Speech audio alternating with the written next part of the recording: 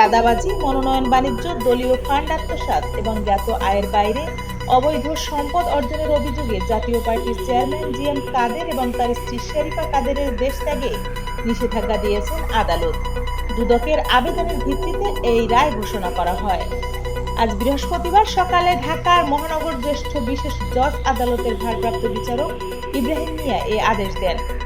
দুর্নীতি দমন কমিশনের আবেদনের ভিত্তিতে আদালত জানায়, ন্যায় বিচার ও সুষ্ঠু অনুসন্ধানের স্বার্থে তাদের দেশ ত্যাগে সাময়িকভাবে দুদক তাদের আবেদনে উল্লেখ করেছে, জি.এম. কাদের দীর্ঘদিন ধরে রাজনৈতিক প্রভাব খাটিয়ে বিভিন্ন অবৈধ কর্মকাণ্ডে জড়িত ছিলেন।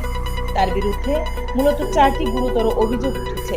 প্রথমত, দলীয় মনোনয়ন প্রক্রিয়ার অর্থ লেনদেন বা মনোনয়ন বাণিজ্যের অভিযোগ। দ্বিতীয়ত, দলীয় ফান্ড থেকে অর্থ আত্মসাৎ। তৃতীয়, সরাসরি চাঁদাবাজি।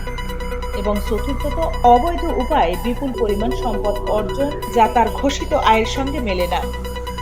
অভিযোগে আরো বলা হয়েছে, শুধু দেশেই নয়, জি.এম. কাদের ও তার পরিবারের সদস্যদের নামে বিদেশেও স্থাবর ও অস্থাবর সম্পদের অস্তিত্ব পাওয়া গেছে। দুদকের হাতে থাকা গোপন ও বিশ্বস্ত তথ্য অনুযায়ী সম্প্রতি তারা এই সম্পদ বিদেশে পাচার করার চেষ্টা করছেন, এমনকি দেশ ছেড়ে পালানোর প্রস্তুতিও নিচ্ছিলেন। দুদক আশঙ্কা প্রকাশ করেছে, তারা যদি দেশ ত্যাগ করতে সক্ষম হয় তাহলে চলমান অনুসন্ধান ব্যাহত হবে এবং দুর্নীতি সংক্রান্ত মামলাগুলোতে প্রমাণ সংগ্রহ কার্যত অসম্ভব হয়ে পড়বে। সেই কারণেই আদালতের কাছে তাদের বিদেশ গমনে নিষেধাজ্ঞা আরোপের আবেদন জানানো হয়। আদালতও বিষয়টি বিবেচনা করে বলেছে, অভিযোগের সুষ্ঠু অনুসন্ধান নিশ্চিত করতে অভিযুক্তদের দেশ ত্যাগে সাময়িকভাবে নিষেধাজ্ঞা প্রদানই একমাত্র উপায়। এদিকে আদালতের এই আদেশের পর রাজনৈতিক অঙ্গনে নতুন আলোড়ন সৃষ্টি হয়েছে। জাতীয় পার্টির শীর্ষ নেতৃত্বের বিরুদ্ধে এমন অভিযোগ দলটির ভেতরেও অস্থিরতা তৈরি করতে পারে বলে মনে করছেন বিশ্লেষকরা।